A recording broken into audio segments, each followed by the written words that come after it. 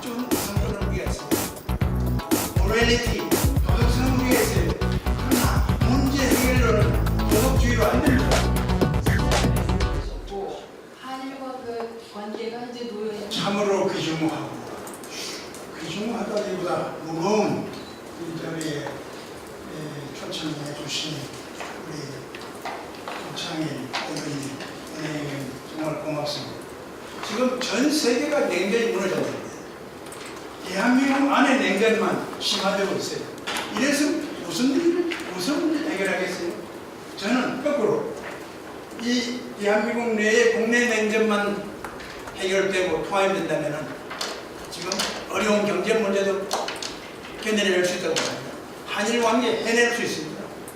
오히려 대답은 여러분 개개인이 다 가지고 있지 않나. 그래서 여러분 제발 한일 관계에 어떤 정점이 나왔을 때 그때는 너무 자기 당리야 때로는 자기의 세계관, 자기의 일본에 대한 고정관념 다 떨쳐버리고 그야말로 한일 관계가 다음과 같은 이유로 중요하니까 한층 양보해서 힘을 합치면 지금 현안 문제 아주 더군다나 아까 우리 강 의원께서 대법원 판결을 존중하지 않을 수 없다. 맞는 말이에요. 그러나 그것이 답이 안 됩니다. 그렇지 않습니까? 존중해야죠. 답이 안 돼요. 그리고 분명히 말하지만 모든 문제에 있어서 한일 관계에서 우리가 도덕성은 오래, 도덕적인 우선권은 우리가 있습니다. 모랄리티, 도덕성은 우리가 있어요. 그러나 문제 해결로는 도덕주의로 안 됩니다. 여러분 정말 포섭고 싶어요. 도덕주의 모랄리즘을 보는데 적절한 언어인지 모르겠어요. 제가 번역은 도덕성은 우리가 강하지만 도덕주의로 문제 해결이 안 된다는 것을 여러분이 꼭 좀 명심해 주시기 바랍니다. 여기 써줍니다. 그래서 지금 한일국이 정말 어렵습니다. 독도, 교과서, 대서군, 위안부 등등 지금 당장 가장 오랜 문제가 배상 문제 아닙니까? 그러니까 상대적인 차이입니다. 그 다음 그 전의 문제는 어떻게 보면 조금 단일합니다. 그렇게 복잡하잖아요. 이 배상 문제는 우리나라 국내 정치와 직접적입니다. 경제 문제까지 포함해서 잘못하면 북한과의 관계에서도 이 요인이 작용할지 아주 복잡해요. 어렵다는 이유를 설명하기조차도 어려운 대단히 꼬인 문제입니다. 너무 간단히 절대 생각하지 말아주시기. 우리 대법원 판결이 우리가 존중할 수밖에 없으니 그걸로 밀어붙인다? 밀어붙여보세요. 결국은 뭐든지. 그거는 대단히 중요한 정론이지만 그것만 가지고는 되지 않다는 것이 제 지금 소견입니다. 그래서 그런 이런 어려움을 어떻게 극복할 것인가. 제가 경험을 해보니까 한일 관계가 국교 정상화 이후 지금까지 어렵지 않은 적이 없어요. 어제도 어렵고 오늘도 어렵고 미래도 어려울 것입니다. 그런데 잘 분석적으로 보면 과정이 고통스러워요. 그러나 결과가 괜찮아요. 여러분 오늘 테마인 공동선언 정식으로는 21세기 새로운 한일 관계, 한일 파트너십 공동선언 너무 길어요. 공동선언으로 이루어졌습니다. 이것도 과정이 굉장히 힘들었습니다. 아마 우리 외무관료도 힘들었고 청와대 외관부 수석실도 많이 결정적으로 고민을 하신 분이 들어가신 DJ 김대중 대통령. 이분은 제가 몇 차례 깊은 대화를 경험했습니다. 돌아가신 분이고 교신사로서 제가 내 대화 내용을 공개적으로 한 적이 없습니다만 오늘 이 자리에서는 사실 보고라는 입장에서 제가 좀 다뤄보겠습니다. 실제 어떻게 하면 냉전을 극복할 것인가 하는 것이 이번에 투철한 역사의 지였어요. 그런 맥락에서 한일 관계를 볼 것이다.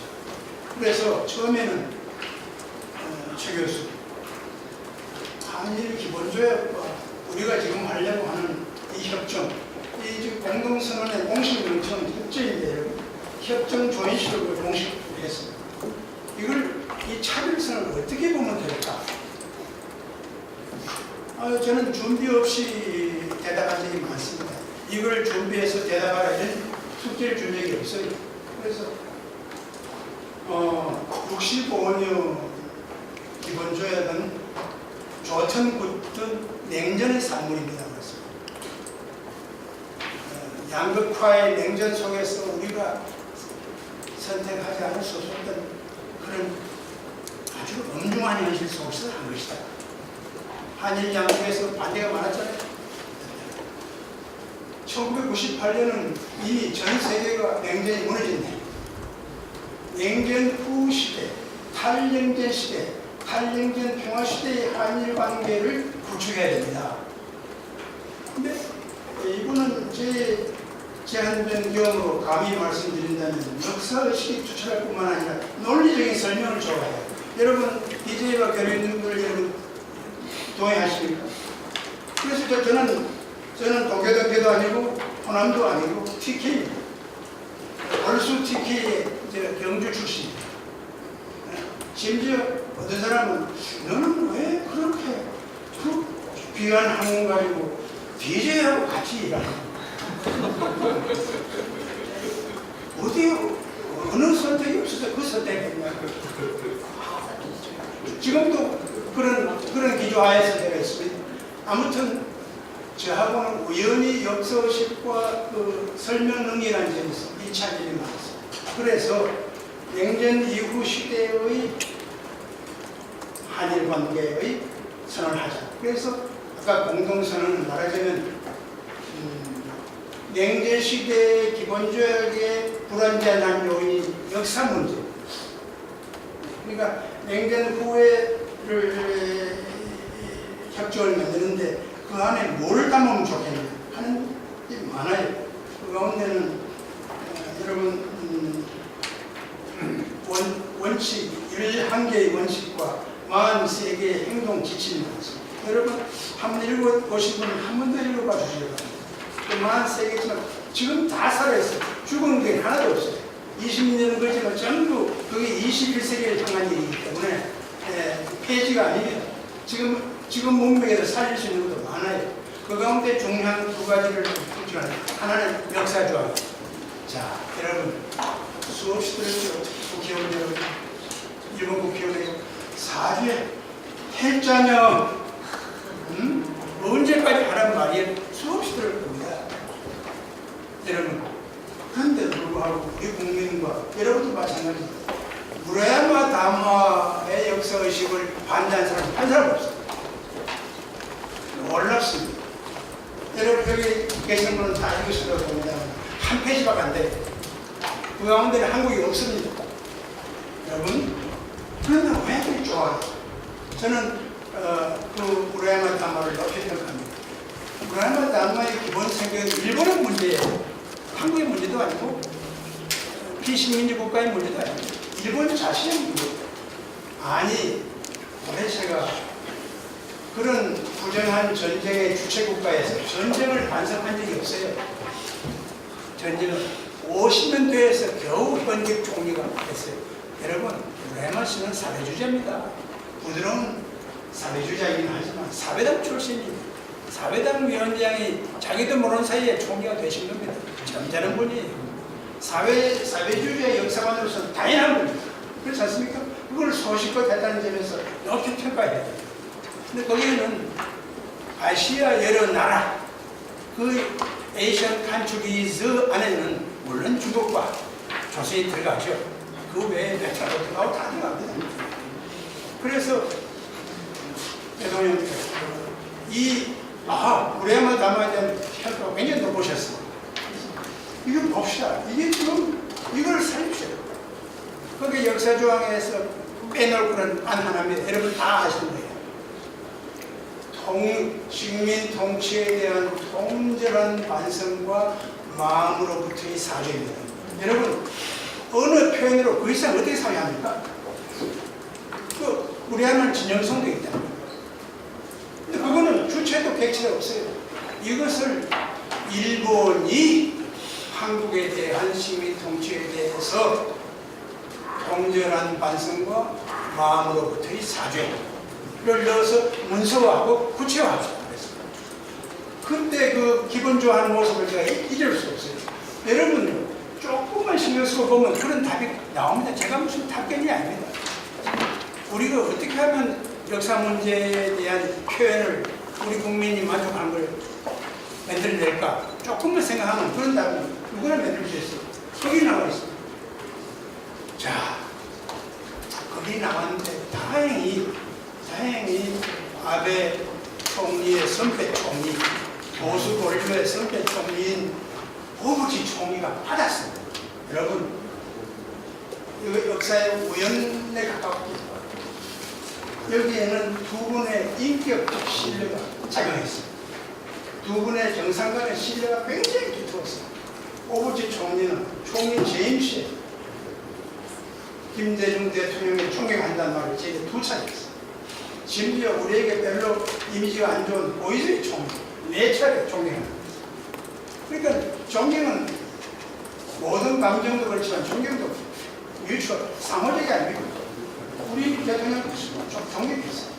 그래서 상호 존경이 받침되니까 그분에 대한 신뢰가 아주 얘기는 잠깐 깁니다만 그때 일본 정계에서 반대한 사람이 거의 없어요. 유일한 한 사람이 반대했어요. 누구 진짜가 아시죠? 아베 총리가 반대했어요. 네. 그런데 그 아베 총리도 바뀌었다는 것을 제가 나중에 뒷부분에 얘기했어요. 자, 그러면은 여러분, 사실은 우리 공동선에서 나오는 식민통치, 일본이 한국에 대한 식민통치에 대한 통절한 반성과 마음부터 사죄, 그거 만족합시다. 우리 어떻습니까? 그리고 아무리 좋은 표현을 해도 옛날 지금이나 미래 소위 부적절을 하는 은행 우리가 망언이라고 하는 건 있습니다. 또 나옵니다. 여러분, 그거 일희일비하면 안 됩니다. 그러니까 그것도 대한민국 대통령과 일본국의 내각 총리 대신이 동석해서 조인하기 처음입니다. 그런 점에서는 우리 국민이 다 이해하는, 긍정적으로 보는 무례함을 담아보자는 질적으로나 논리적으로나 명백하게 진전입니다. 이걸 왜 평가를 안 하게 된다? 다행히 부정평가는 없어요. 무례함을 담아만큼은 인정하지 않아요. 그래서 이 명백한 사실을 여러분이 좀 문제해 줬으면 좋겠다. 자, 두 번째입니다. 그 다음에 이것도 참 어려운 문화교육의 문제입니다. 구체적으로는 일본 대중문화를 한국 시장에 개방합니다. 80% 전후의 국민이 반대했어요. 최 교수님 어떻게 생각합니까? 우선 그거는 여러분도 마찬가지 정치가 좀 빠른 답을 좋아해요. 간단하고 빠른 구체적인 답을 좋아해요. 저는 자신 왜 어떤 그래서 그랬습니다. 지금 반대 이유가 주로 애니메이션, 만화를 중심으로 하는 대중문화인데 이거는 지금 일본이 현실에서 세계 최고 수준입니다. 우리가 수평 비교가 안 됩니다. 그래서 우리도 한때 우리 문화를 일본에 준 적이 있지 않습니까? 우리가 일본을 가르친 적이 있지 않습니까? 지금 우리보다 나오면 배우면 되지 않습니까? 저는 우리 국민의 잠재력 속에 문화 DNA가 일본보다 떨어진다고 절대 생각하지 않습니다. 그래서 제가 굉장히 고통스럽게 고민을 하니까 나름대로 답이 나와요. 그래서 저는 문화교육을 제 나름대로 정의를 했어요. Mutual Learning Process. 그러니까 영어로 생각했어요. 영어를 바꾸면 영어를 생각하면 비판을 덜 받는 경우가 있습니다. 여러분도 그런 경우 없습니까? 그러니까 서로 배우는 과정으로 봅시다. 그래, 현 시점에서 만화와 애니메이션이 일본이 우월하다고 우리가 주는 것도 없습니다. 지금 나오면 배웁시다. 그렇게 좋아했어요. 그리고 선거, 다음 선거가 언제지요? 하는 건 왜냐하면 80% 가까이가 반대했습니다. 이건 뭐냐면 쉬운 결단이 아닙니다. DJI 아니면 내리기 힘든 결단입니다. 어떻게 국민 80%가 반대하는 결단을 내립니까? 이건 포퓰리즘을 넘어서는 외교적인 결단 아닙니까? 그러니까 이런 예술이 있다는 거예요. 자, 그럼 제가 지금 공동선언에 있는 미래지향적인 메시지 3개를 말씀했습니다. 하나는 8년 전 평화시대의 21세기 한일관계에 대한 전략이다. 둘째는 지긋지긋한 역사 문제에 대해서는 저것도 일본의 사회당 출신도 아니고 보수 본류의 현직 총리와 우리나라 민주정부의 대통령이 도장을 찍었다 했습니다. 그것이 그걸 끝내줘야 돼요. 아무리 그보다 좋아도 또 방언은 나옵니다. 그래서 저는 121이란 말을 수없이 써요. 그날 국빈방문 끝내고 10월 11일 돌아와서 어느 날 우리가 오사카에서 축제를 했습니다. 대통령도 만족하시고 일본 방문이 너무 좋았어요. 그래서 저는 또 걱정이 돼요. 또 좀 있으면 망이 나오거든요. 일부 위원회에 일부 지도자가.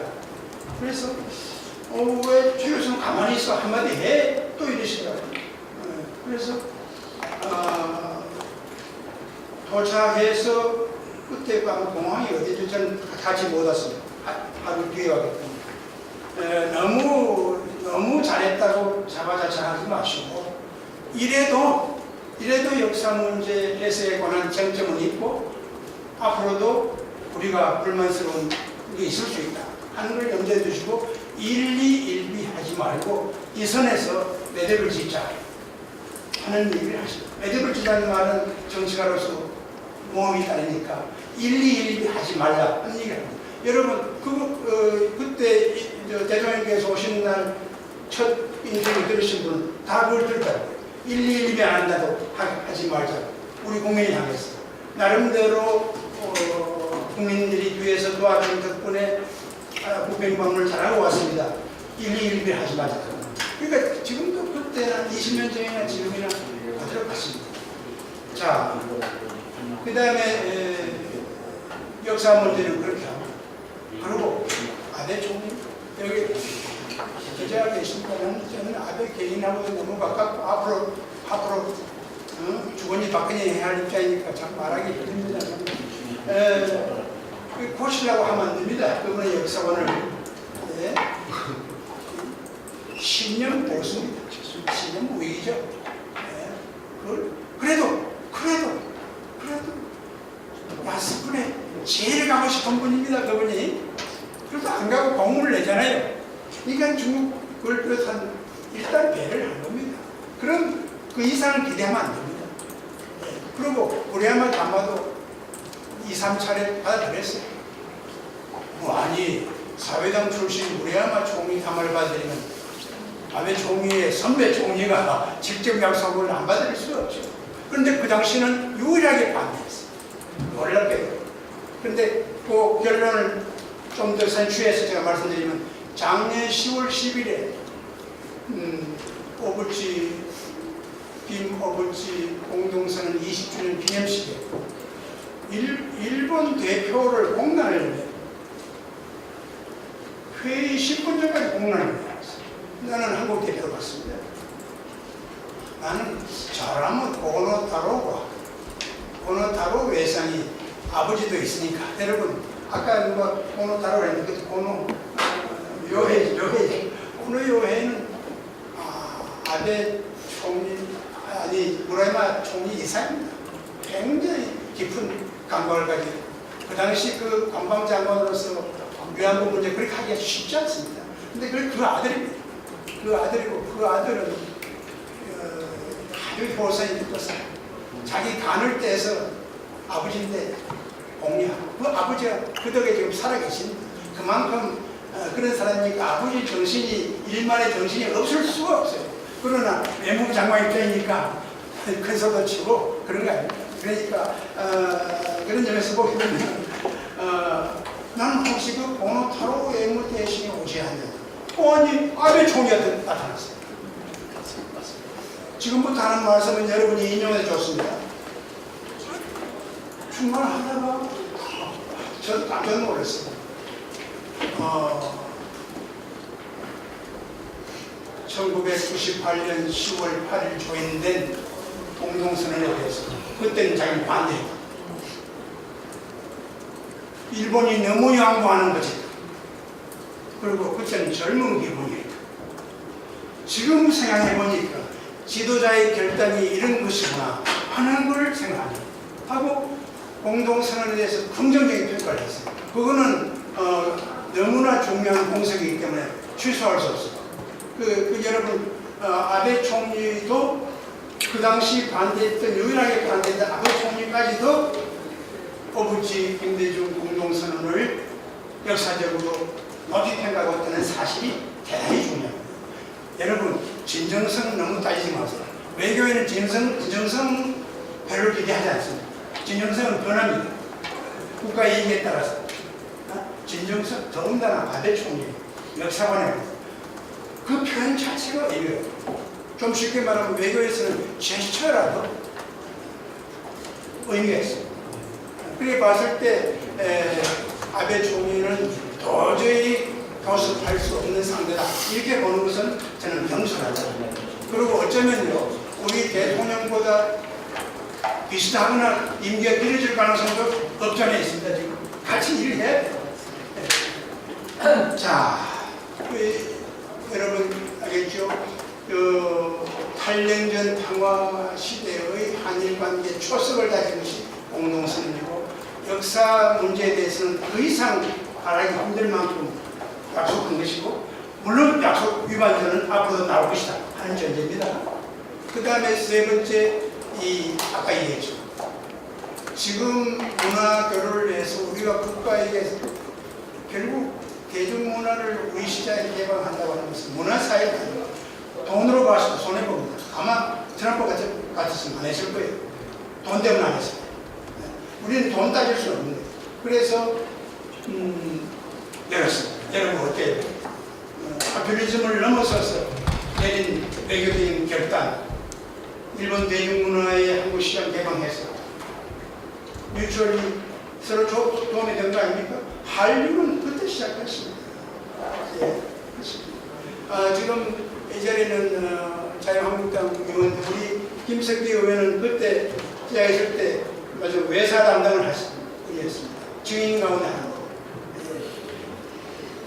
자, 그러면은 어떻게 하겠습니까? 지금 이 모든 아까 얘기했습니다. 과정은 고통스럽지만은 결과가 좋았다 하는 여러분 그 명제를 꼭 좀 새겨주십시오. 여러분 꼭 지금 많이 골치 아플 겁니다. 그걸 고진 감내로 생각하고 고통을 감수하면서 지혜를 짜보세요. 나옵니다. 지혜가 짜보면 나옵니다.